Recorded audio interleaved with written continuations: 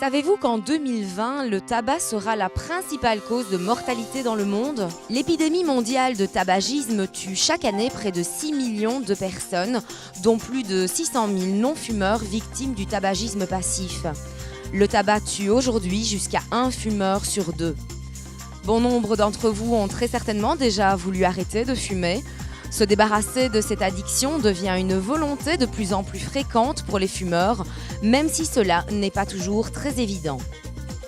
La mauvaise habitude tabagique, c'est une véritable addiction et c'est vraiment pas très facile de s'en débarrasser, comme d'une manière générale de toute addiction. Il faut donc envisager différents encadrements et en tout cas un véritable accompagnement, un véritable coaching, comme on dit en bon français, pour aider les gens qui ont l'intention d'arrêter et a fortiori ceux qui ont arrêté. Mais quelles sont les clés d'un arrêt tabagique réussi ?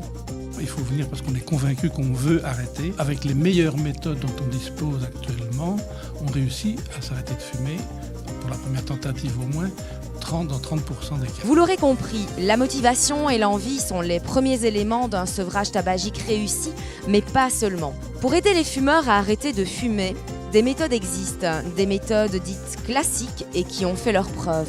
Les méthodes classiques combinent toujours deux ressources. Les ressources sont des ressources de type cognitivo-comportemental. À côté de cette part psychologique, il y a des remèdes qui ont été considérés comme efficaces. Il y en a 3. Il y a la substitution nicotinique, ou bien de donner un produit qui s'appelait le Ziban, ou un produit qui s'appelle le Champix. La province de Liège met également des aides à disposition des fumeurs qui souhaitent se débarrasser une bonne fois pour toutes de cette addiction.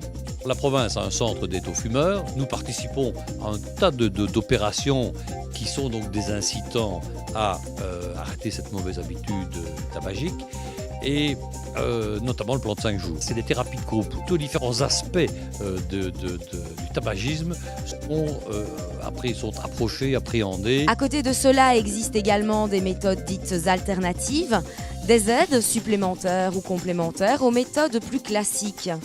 L'hypnose et l'aromathérapie en font partie. Mais concrètement, de quoi s'agit-il et comment en faire le tri ?